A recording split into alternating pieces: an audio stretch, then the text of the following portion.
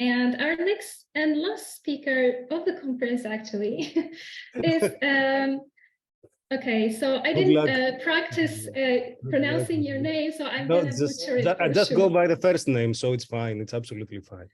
I'm going to say Vagelis. It's enough. Okay, thanks. Okay, sorry. Welcome. And the title of the talk that you're giving is Cyber and Data Security. Sorry, that is where you're coming from. So you're coming from Cyber and Data Security Lab at the Free University of Brussels in Belgium.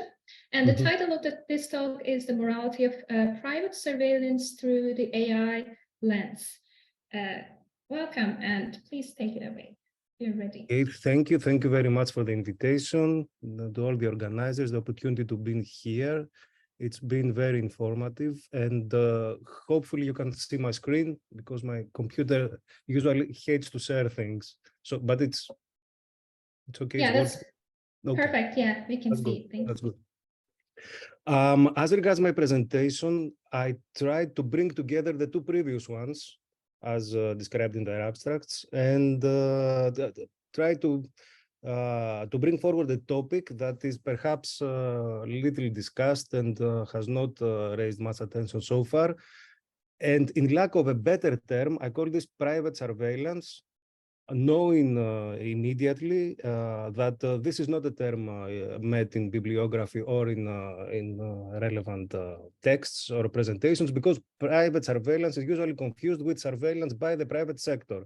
And this is not what I mean. I mean surveillance by individuals for individual purposes, for household purposes, but not only in the house.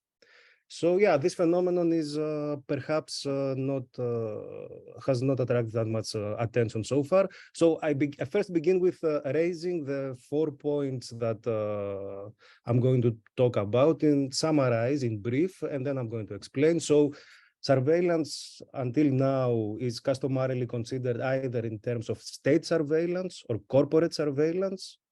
However, individuals too, on their own, are more and more willing and able to exercise it, to take it up, greatly assisted by digital technologies that are continuously enhanced, and now artificial intelligence technologies and systems being the latest addition to the list. That type of surveillance, run by individuals rather than organizations, raises on its own moral and legal issues accentuated by AI systems that, yeah, so far to my knowledge at least, are little explored. So I'm going to be explaining one by one of these points relatively, hopefully, briefly. Now, first of all, state surveillance, and I have very little to add to what Jonas said in the beginning. From my part, I would briefly distinguish and categorize between surveillance run in authoritative regimes for anti-democratic purposes, as famously described and included in Orwell's 1994, and customary, ordinary state surveillance done in Western-type democracies for national security purposes, protect the country against enemies from outside, for law enforcement purposes, crime prevention policies. And but these are the two types of state surveillance that are mostly highlighted also in terms of Western democracies. But there are also other types of surveillance that are ongoing and do not attract that much attention to. Surveillance of citizen behavior in order to improve public administration services. So there is surveillance in e-government apps or software that tries to improve itself through what use it is being put to by citizens. There is surveillance for public health purposes. COVID-19 was a very recent and very strong example in this regard, but it has been ongoing. And there is also surveillance of citizen behavior for financial planning purposes, for better budget execution. So the state knows who is in need or who is not in need of financial assistance, for example. So overall, surveillance as such to me is not a negative term per se. It is more the uses it is put to, and the safeguards that are in existence around it, rather than a negative term by itself, because to me, again, it ultimately leads to a question of defenseless or defended democracies, because at the end of the day, democracies have to defend themselves from external and internal enemies, and surveillance in one way or another is involved in this pursuit. But anyway, now corporate surveillance, and again, I'm not making any additions to what has been said before in the first presentation by Jonas. I could distinguish in a more broad manner between for-profit surveillance, and this is relatively new, because this is the online platform model of free service to us as consumers. Nevertheless, it is our personal data that is processed for profit. So surveillance capitalism, or however you wish to call it, and this has been a relatively recent model in business methods and human behavior, and the more traditional surveillance that is enhanced by digital technologies in the workplace, so against employees. Not much to add here anyway. But this has been organized surveillance, and this has been surveillance well noted and well described and intensely worked upon in surveillance. A whole new field of study has we have with us over the past few years, surveillance studies. So it is both of them organized, so to say, surveillance, or surveillance to the benefit, or run at least, by organizations, be they state or private, is well identified. What is perhaps less discussed, but still is surveillance, this is my point today, that it still is surveillance, is private surveillance, surveillance run by individuals. And I've included some pictures here to give you some examples of what I mean by that. So cameras at home, only in the house, not outside the house, not on the streets, but in the house, is a form of surveillance.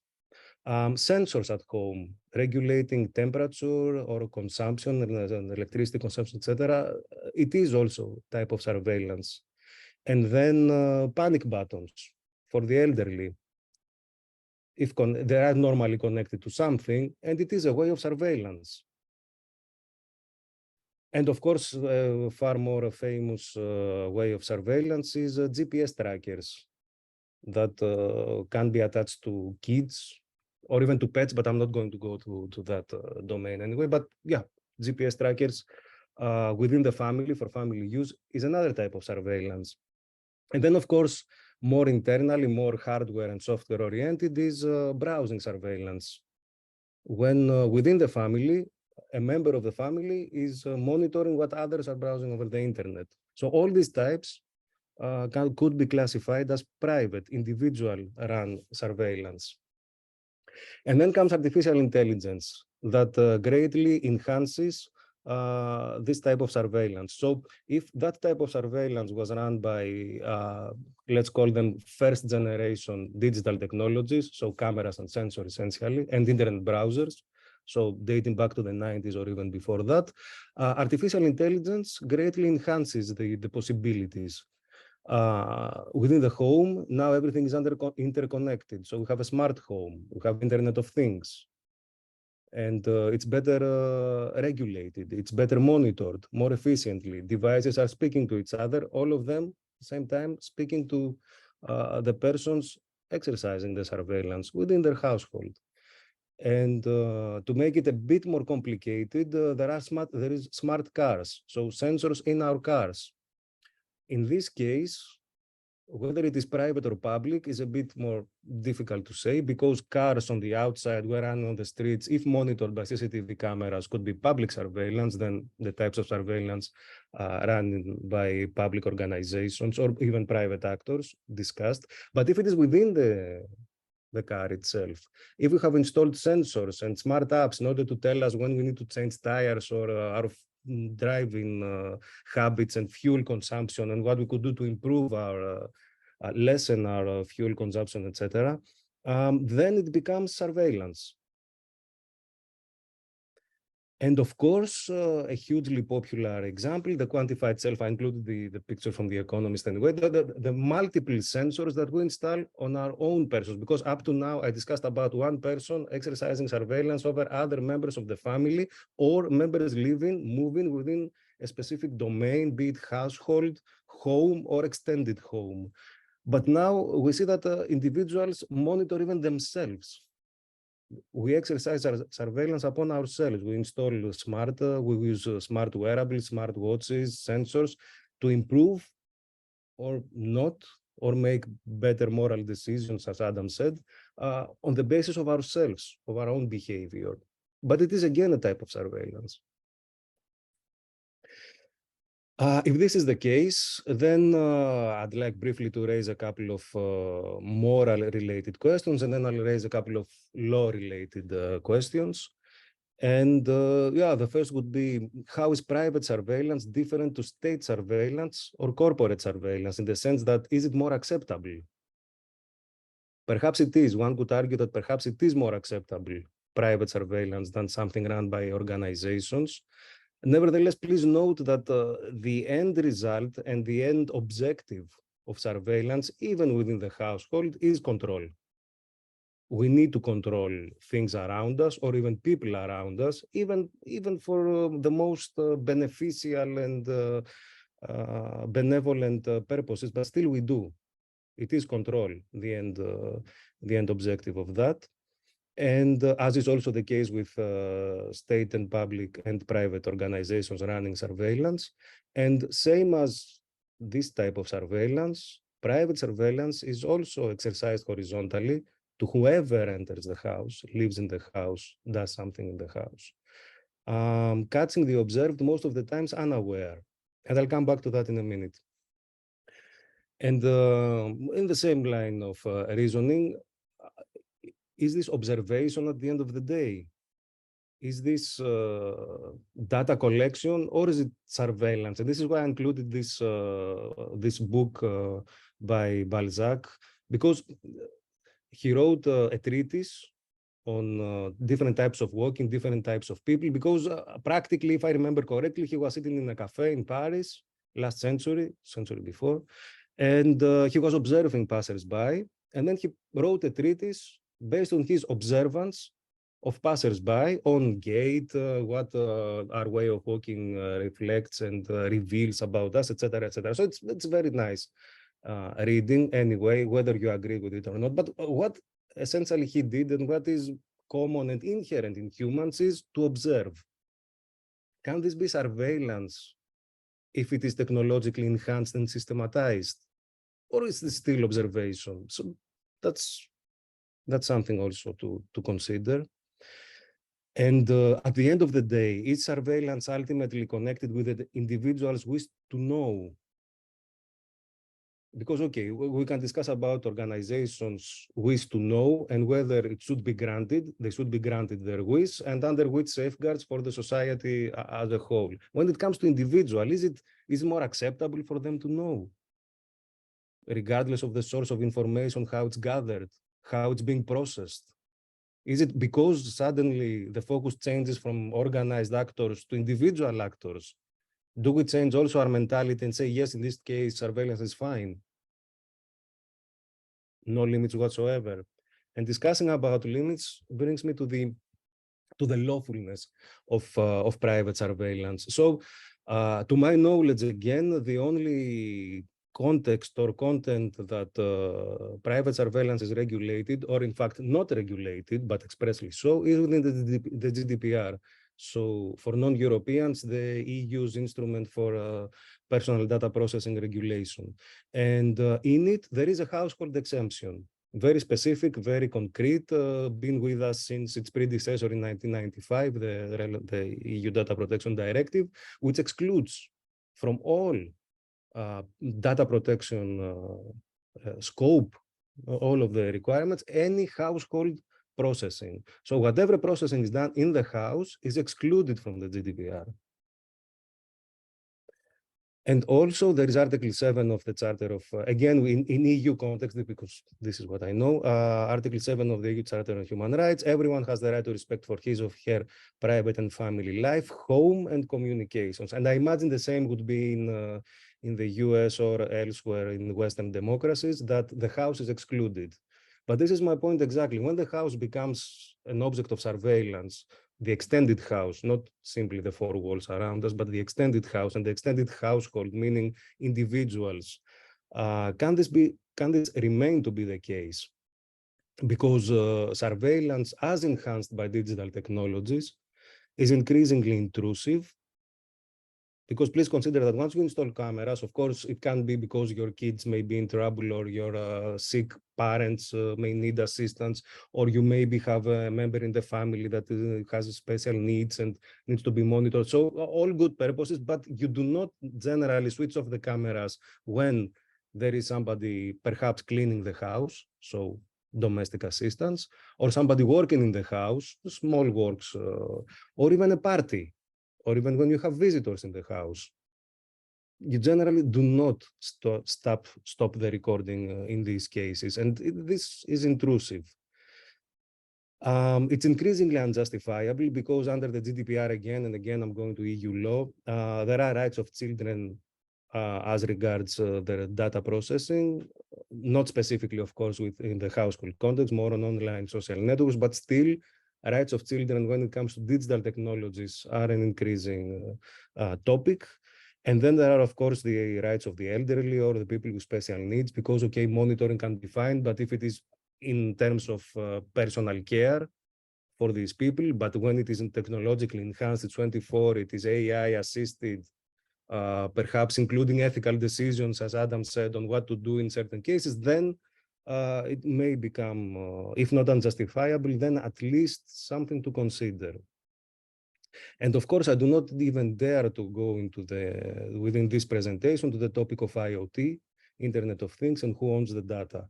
Because all this data, private surveillance, is somewhere stored, somewhere kept and accessed by individuals, by organizations, manufacturers, producers, facilitators of communications, whoever. So, but I'm just raising the point and not addressing it. Of course, and this is my final point, of course, all of what I've said could have fitted a normal, meaning contemporary, what is in place today, analysis on surveillance. So what is the effect of the AI? Why the AI lens? What changes with artificial intelligence? Artificial intelligence serves to accentuate the issues. Because as human, and this is an assumption, it could be wrong, that data collection remains the same and is not affected by AI per se. What changes is the data processing and the decision making, because suddenly, and this is where the ethical agents also come in, it becomes automated. It could be assisted, as Adam said, or it could be simply authorized and allocated to the machine to do.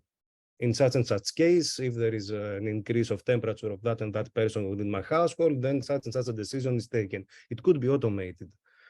Therefore, what we have today, and we have decided not to regulate, and perhaps to morally treat this as acceptable, as opposed to organized surveillance.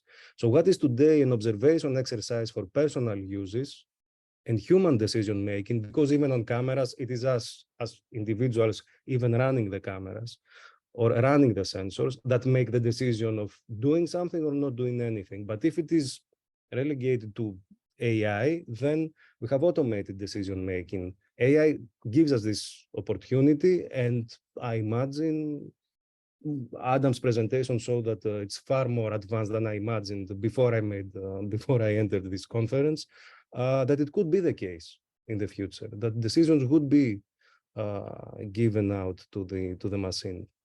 Therefore, to my mind, private surveillance, if the name sticks, because again, I'm very much aware that it is not a good name for the phenomenon, it can no longer be ignored by the legislator. The GDPR household exemption can no longer stand.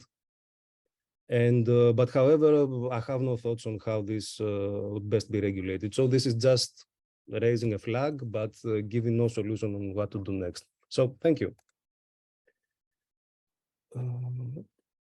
Yeah, that's the thank you. That's the thank you. Thank you so much for this very informative talk. I do not know a lot about surveillance and issues around that, but I think you made very important distinctions between the uses of surveillance technologies in state, in households, as it called private surveillance, and I had no idea about the regulations about surveillance technologies, and so this has been. So you'll have to take my word for it. That what I said is true. Yes, I trust you. This matter. Okay. But I should probably fact check when I have time. Yeah.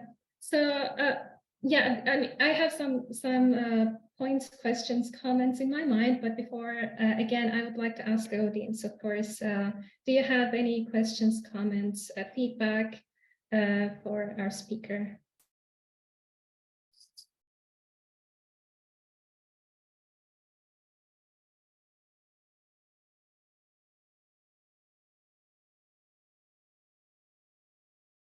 It seems just you and me.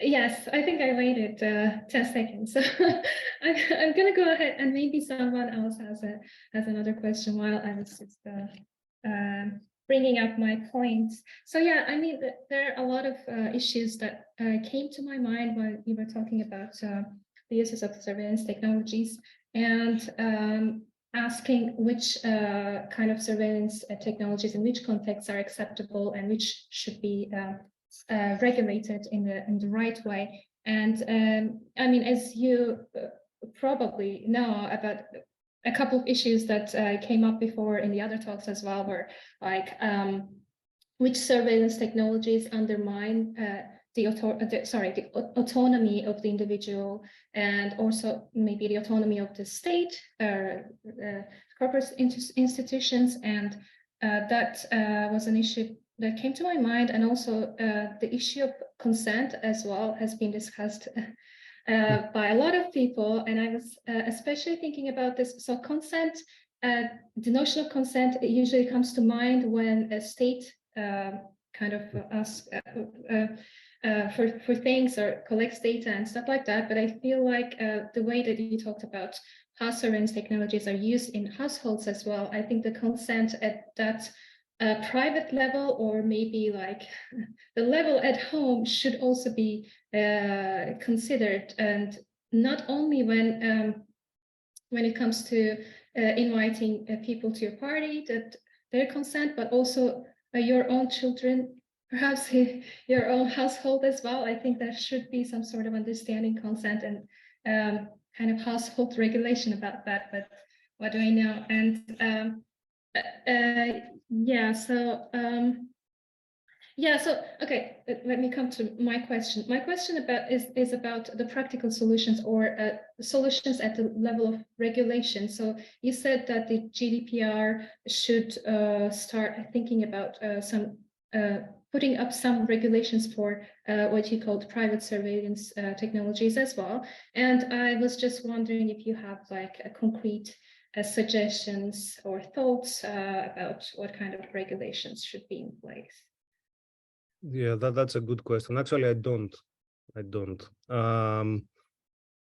What you said about consent, the point is that today all of the GDPR is excluded when it comes to the household, when it comes to private surveillance or private personal processing, because back in the day, in the 90s, it was considered that it does not really matter, first, and second, that it would be too bureaucratic and administrative, and at the end of the day, extremely difficult for each and every family to apply the GDPR within its own boundaries. And so for these purposes, it's not applicable at all.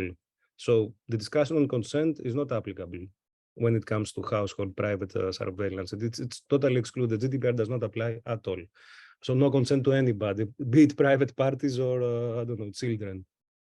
I could imagine that, yeah, the whole structure of the GDPR would be too much, but also doing nothing is also not a solution any longer.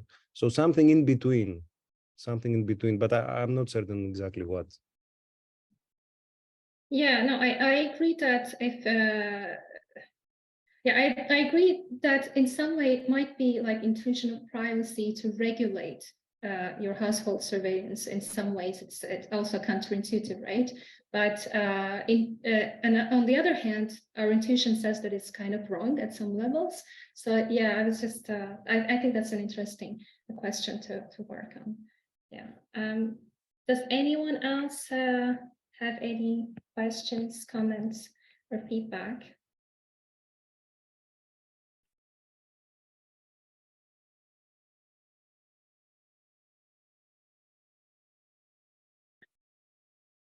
Okay, well, okay, then I want to say one more thing.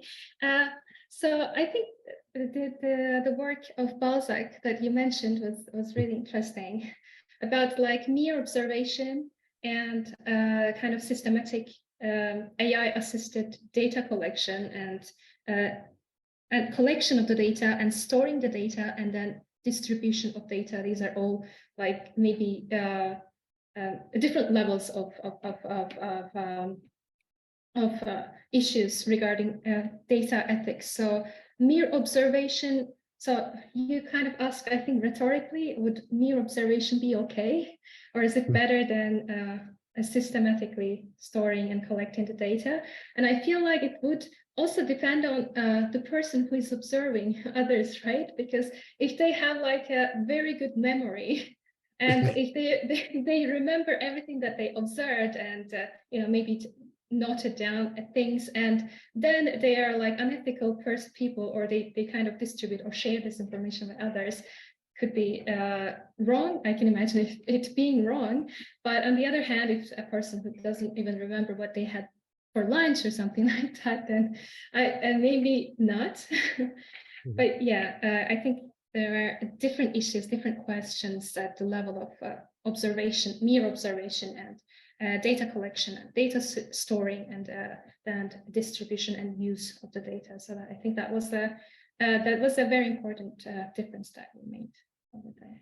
Yeah, but you raised a good point, but unfortunately, both the law and the morals or ethics work in large quantities, so we look with average.